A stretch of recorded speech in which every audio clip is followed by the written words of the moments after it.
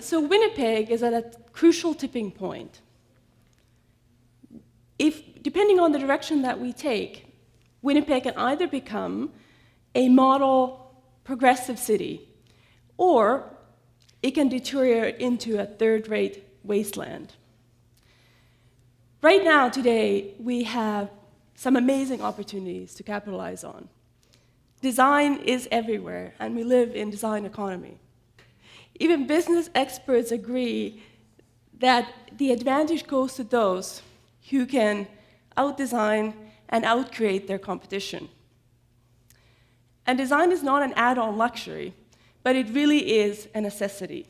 Well-designed cities have a tangible and direct impact on our economy, on the well-being of our citizens, and on the very future of our planet. And number two, we actually today are living in an age of Generation Y. And this generation will actually care about quality as opposed to quantity more.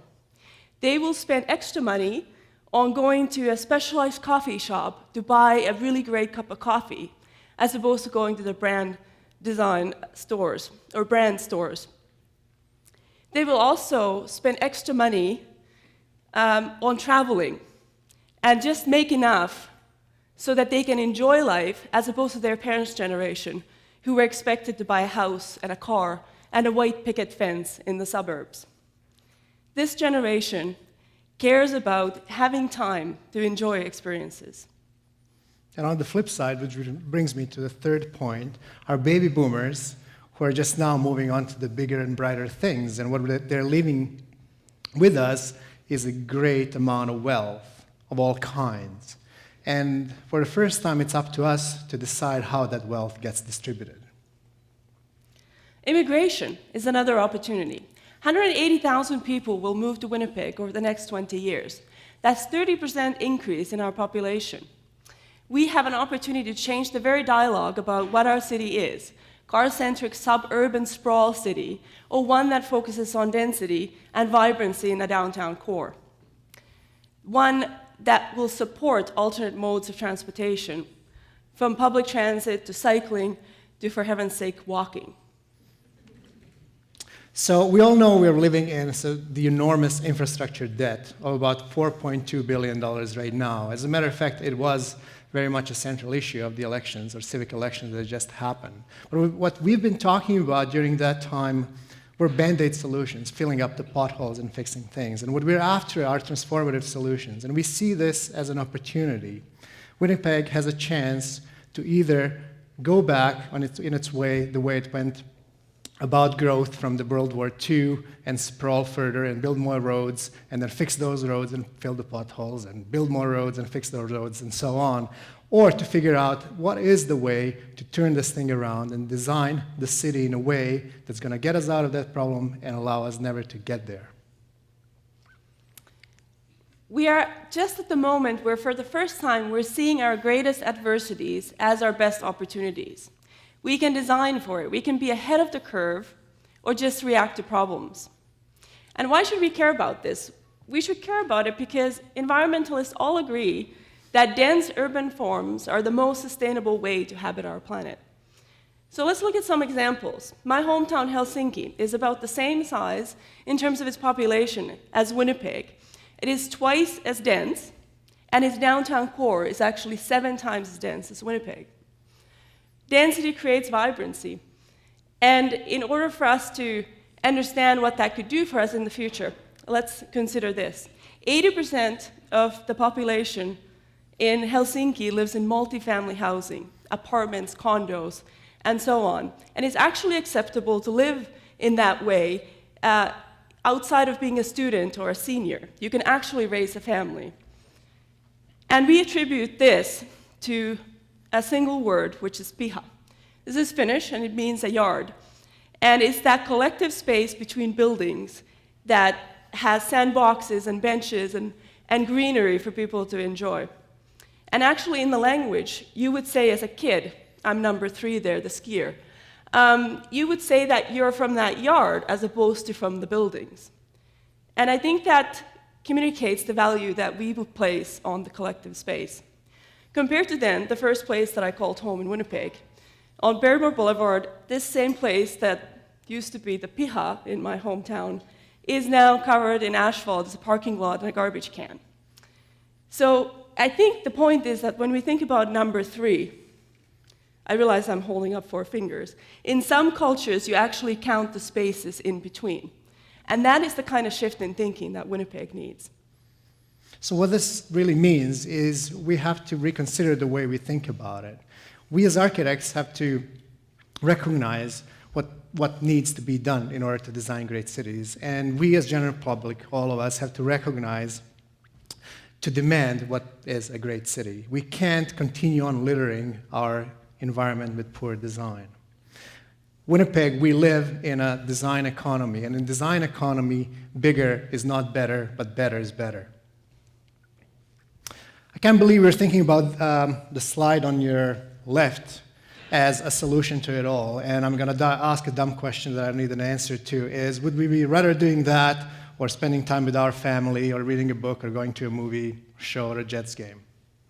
Question mark.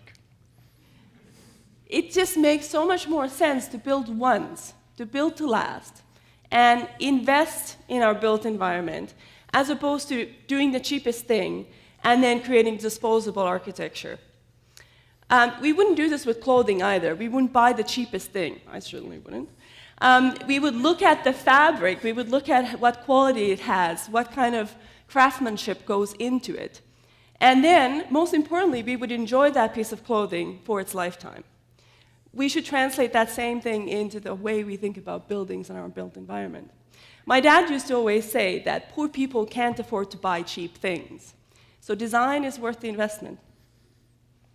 And at the same time, we want to be part of something where the value is on the collective, not just individual. Take, for example, all of us that go and work in coffee shops or read or do our assignments or study. And that's where we are because, not because we have nowhere else to go, but it is because there are like-minded people in the same room, people that think the same way, people that we can feel attached to even though we're not talking to them directly, and we have that sense of belonging building up amongst all of us in a community. So our cities need to be the same way, do the same thing. They need to be places or have places where people love to come to and therefore be part of that sense of belonging. When 40% of the CO2 emissions in the world come from buildings, it is very important that we consider how we build. That clearly has a huge impact on the way how sustainable our future can be. In the 1950s, we were happy to each have about 290 square feet in our homes, where now that number in North America is over 900 square feet per person. It doesn't make any sense. You can't actually overcome the environmental impact of having a 4,000 square foot home by adding mechanical gadgetry on it and calling that green. So consider, for instance, Osborne Village. It's probably the most vibrant part of our city. It is the most vibrant part of our city. We did this quick exercise in the office where we took Osborne Village area and its density and wondered how big would this city need to be if we all lived in places like Osborne Village, and discovered that we could fit all 660,000 people, Winnipeggers, in a 1-mile radius. So imagine a city in which you can walk from one end to another in 20 to 30 minutes. That's what we're talking about. Then we took the same radius and superimposed it over Winnipeg in 1881 and discovered that Winnipeg was just about that size, so most of the Winnipeg fit within it. Imagine if we had foresight 135 years ago to think about building inwards rather than outwards. We would today be the most progressive city in the world. That's why we have to be thinking about things like this today. And if you took just a little bit more time to consider the design, we could build smaller and smarter, and we wouldn't then waste materials and the latent energy that goes into them. We also wouldn't have to worry about heating and maintaining the excessive space. The 2 projects that are shown here are both inner-city housing projects. And we often, as architects, are tasked to design buildings and the interiors of those buildings. And those are the pieces that people that use the buildings actually get to experience. But it is the outside of the buildings and the environments that we create, the rest of the city gets to see most of the time. These two projects have responded to their programs quite differently, and the one on your left is the one that we were involved in, and it has a public street that weaves through it. We tend to say we have got a city weaving through our project. And what happens there, not only do people from the buildings congregate in those spaces, but the neighborhood and people and passers-by can actually cut through the block and walk and meet people that live there. The one on the right, I'll let you judge about that one. And when we think about cities that we love, it's not about how fast we can drive through them, but how enjoyable the journey is and how much we want it to stay. So we have to stop our traffic engineers from designing our cities based on the speed, but rather on the quality of the movement. Yeah, imagine this, like 20 years from today, you are going down the memory lane with your kids and remembering that beautiful one-story stucco box somewhere in the midst of asphalt parking lots, plastered with brand signage on it, right? It's not the way that our grandparents and parents talk about Bay and Eaton's when it used to exist, right? We need to take pride. And that has to do with designing good things today. That is the only sustainable way with which we can actually look towards the future. And we have to start designing cities not for cars, but for people. It's the parks, the plazas, the streets, and the courtyards that is the glue that holds buildings together, the spaces in the cubes, right, that holds things together in a city. And it actually raises the property values around them. And we also have to consider every facade of every building. So it's not about this bizarre notion that we seem to have, is that we put a little bit of brick on the front and leave the back as stucco. Every facade is part of the city. Every facade builds the city. And we also have to design places where we actually want to stay, places with traction, places that we can take collective pride in. And finally, we have to remember that every adversity, every challenge that we have can be turned into an opportunity. So let's take winter, Winnipeg. Winter is exotic. Winter is extreme. Winter is something that Winnipeg has to offer to the world. Let's take the world's longest skating trail, the Winnipeg Warming Huts competition, that's international, fine dining on ice, and we build on that. Let's build an ice hotel. Let's build a Winnipeg Winter World Fair. Let's bring the world to Winnipeg in January. We're still working on a pitch for mosquitoes, but we'll get back to that one later. So what got us thinking is about 100 years ago, back in 1914, Winnipeg was one of the greatest cities in Canada, right? We had the highest building in Western Canada at the time. And then a few things happened, like the First World War and the opening of Panama Canal and the general strike, and all of these things sort of pushed Winnipeg into some sort of a hibernation. And that hibernation allowed us to preserve things like Exchange District, because Winnipeg would not suffer the boom that other cities did. But within that hibernation, what happened is we had to become resourceful. So some amazing things happened out of that. We had the first civic art gallery in Canada, which is the Winnipeg Art Gallery, or Royal Winnipeg Ballet.